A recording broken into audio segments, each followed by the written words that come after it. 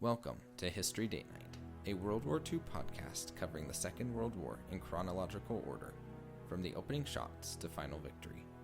I'm Justin, and joining me is my wife and co-host, Jennie. Together we explore the people, battles, and turning points that shape the deadliest conflict in human history, one date at a time. On this episode, despite no declaration of war, this war has started. First Allied and Axis aircraft shot down in the entire war. Fatal to any civilized order in the world. This was going to touch everyone, everywhere.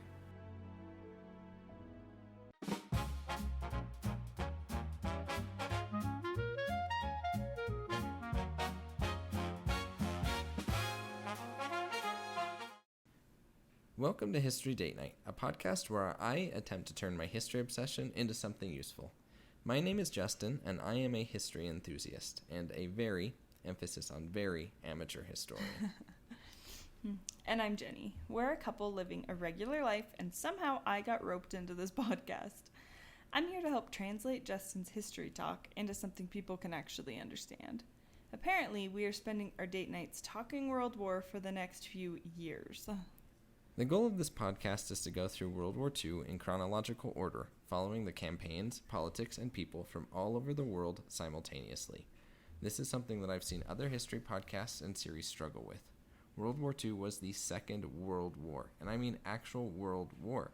People from every continent were involved. The effects did not stay on battlefields, as innocents all over the world paid for the ambitions of a few men. So, when does World War II actually start? It's not as easy a question as it seems. Some historians would say it started directly after World War I with the signing of the Versailles Treaty, since that laid the groundwork for the unrest that brought the wrong people to power.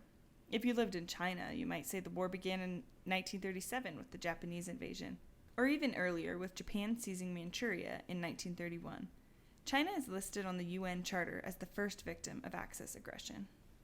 Others point to Italy's invasion of Abyssinia, now Ethiopia, in 1935, or Germany's remilitarization of the Rhineland, or the Spanish Civil War, or the occupation of Czechoslovakia. There's a lot, but it is generally accepted that the German invasion of Poland marked the moment the war became a truly global world war. That act drew in the European powers and their global empires, states on every inhabited continent, and made it global.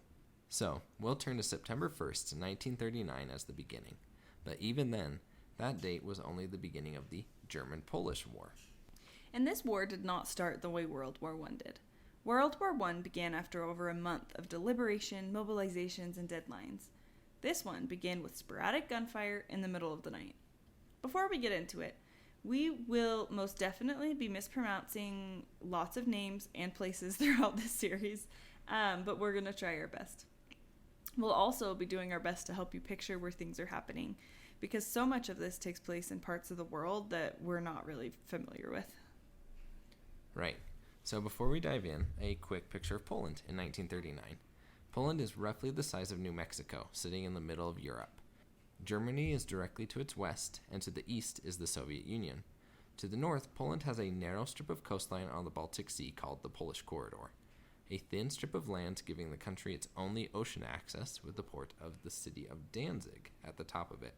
To the east of this corridor lies a German enclave, the German homeland of East Prussia and Königsberg.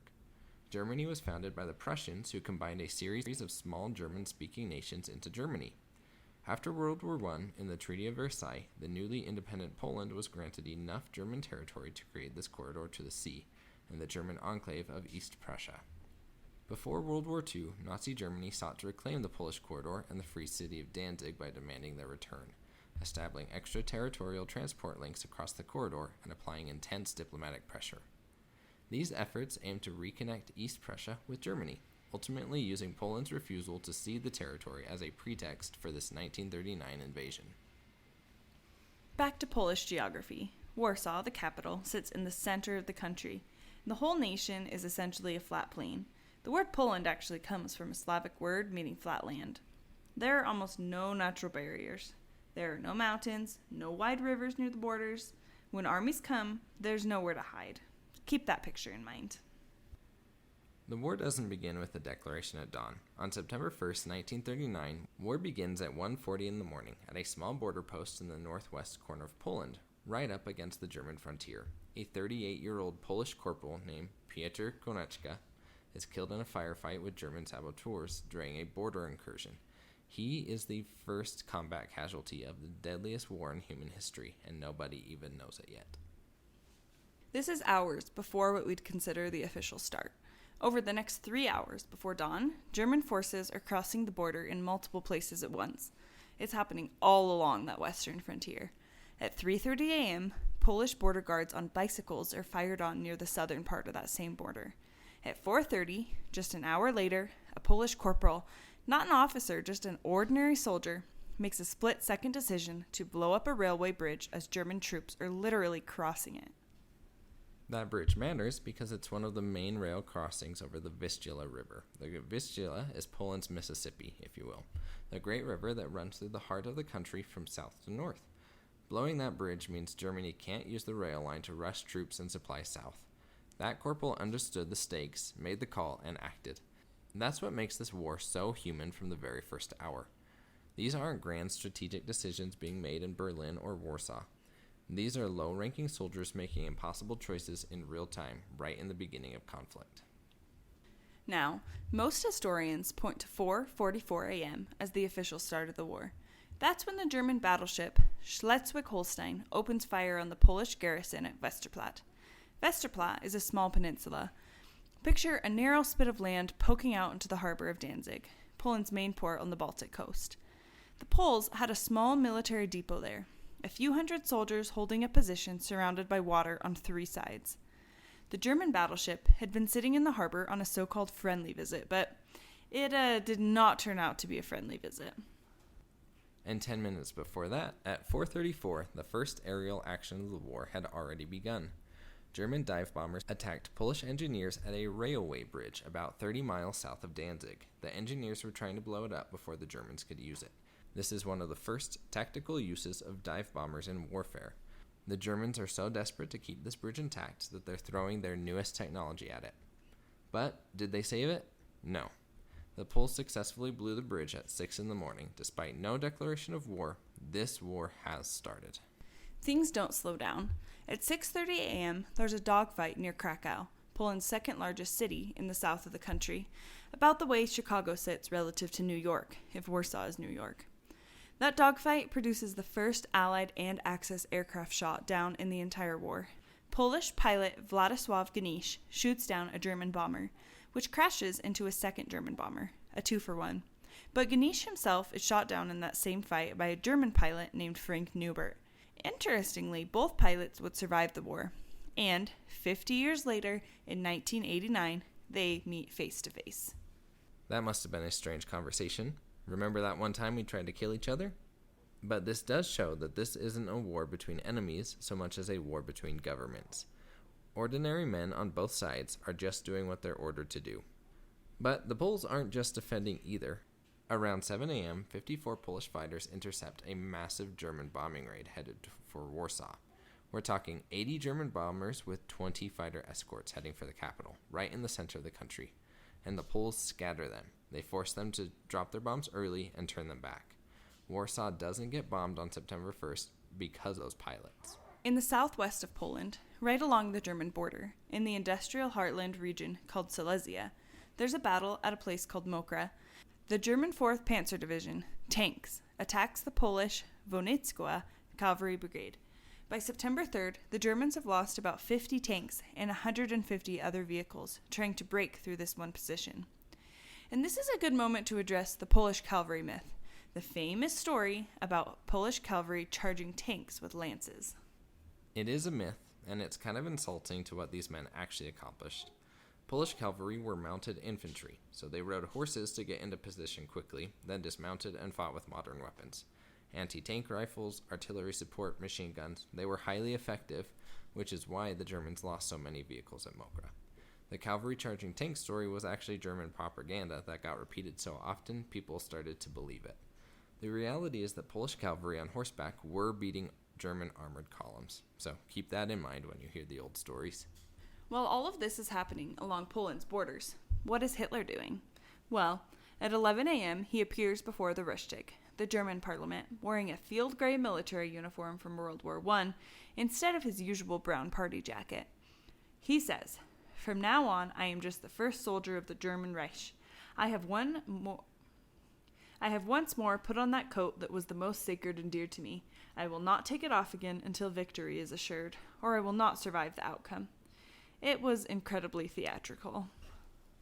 It was pure propaganda, but effective. He's positioning himself as a fellow soldier, not just a politician sending other people's sons to die. Meanwhile, Hitler's closest ally is already backing out. Mussolini of Italy sends word asking to be released from any obligation to join the war. Hitler agrees with a cordial telegram at 9:40 a.m. saying he doesn't need Italy's help, quote, "in these circumstances," end quote. So even before Britain and France respond, the Axis is showing cracks that only materialize years down the line. Britain and France, who are treaty-bound to defend Poland, respond to the invasion by sending strongly worded letters. At 9 p.m., the British ambassador hands Germany an ultimatum to withdraw from Poland. France delivers an identical note an hour later. But these are just warnings. Poland is fighting alone on September 1st. Roosevelt holds a press conference saying that America will make every effort to stay out of the war. So, at this moment, Poland is completely alone.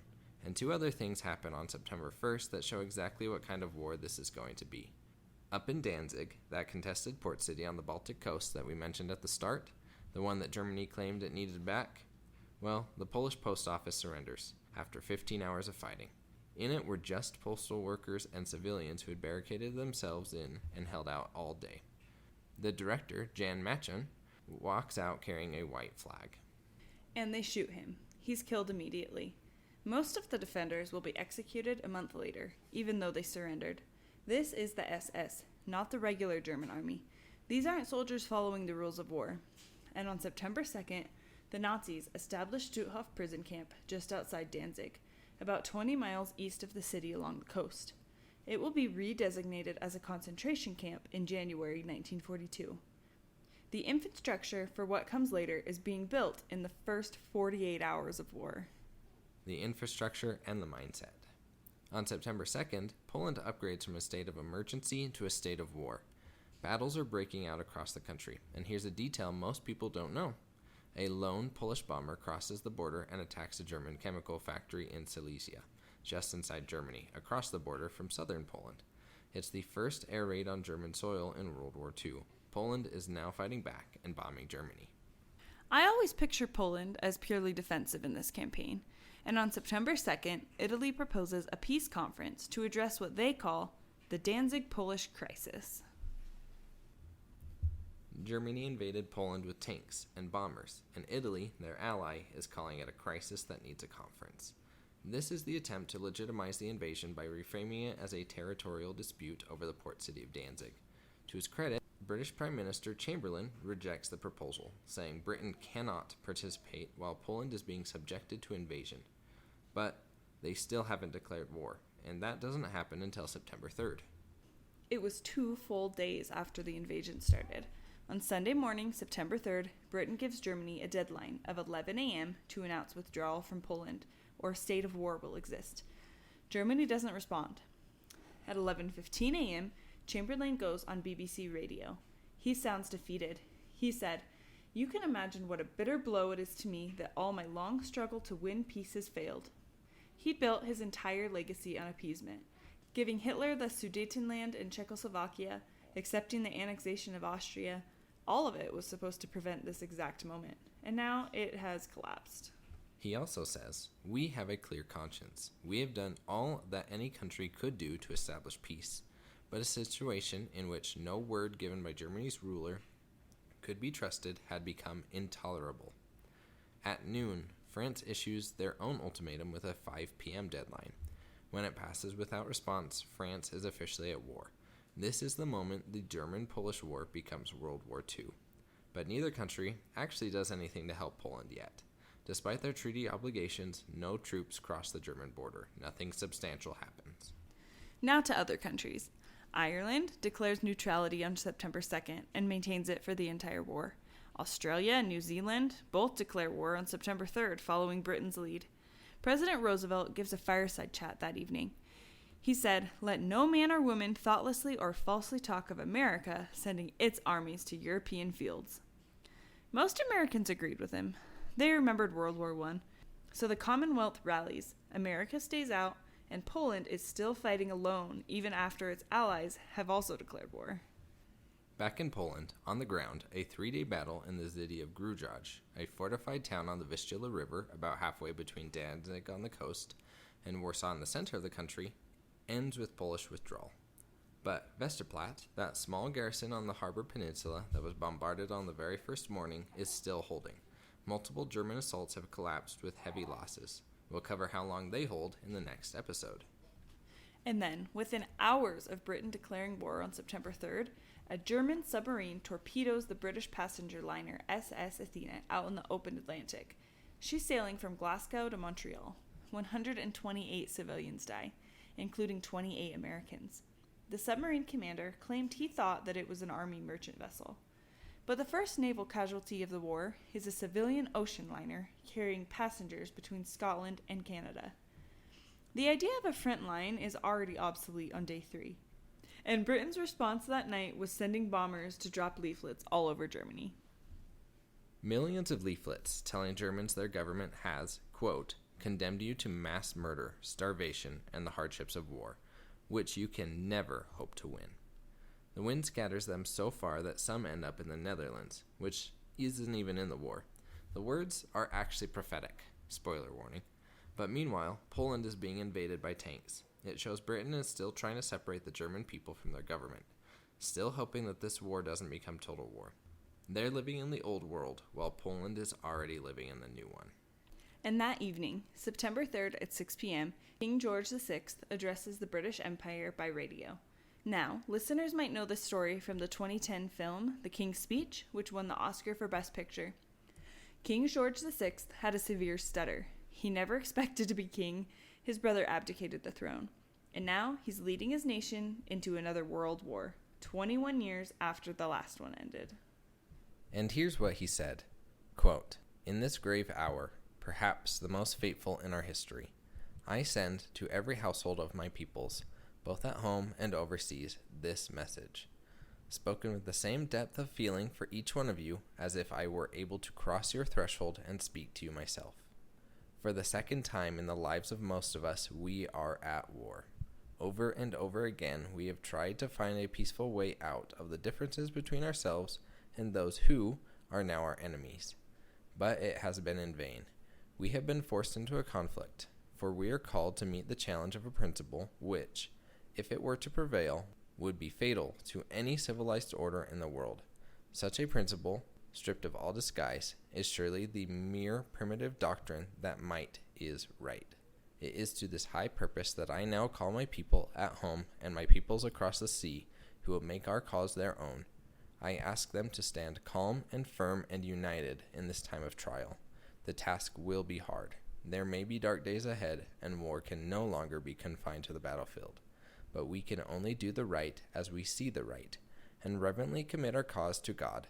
If one and all we keep resolutely faithful to it, then, with God's help, we shall prevail." War can no longer be confined to the battlefield. He already understood. The Athena had been sunk the same day out in the middle of the Atlantic. The post office defenders had been executed in Danzig. Civilians were being bombed in their homes across that flat Polish plain.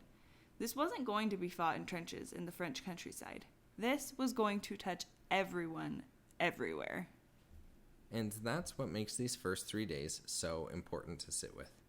September 1st through the 3rd, 1939, isn't just the beginning of World War II.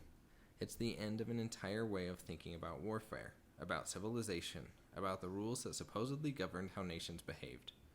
Poland understood this immediately because they were living with it. Britain and France were still figuring it out. America was trying to ignore it. But everyone was about to learn that the world had fundamentally changed, and there was no going back. So, what happens next? Next episode, we continue following the invasion of Poland day by day. We'll see how long that tiny garrison at Westerplatte holds out against the battleship, and the infantry, and the bombs.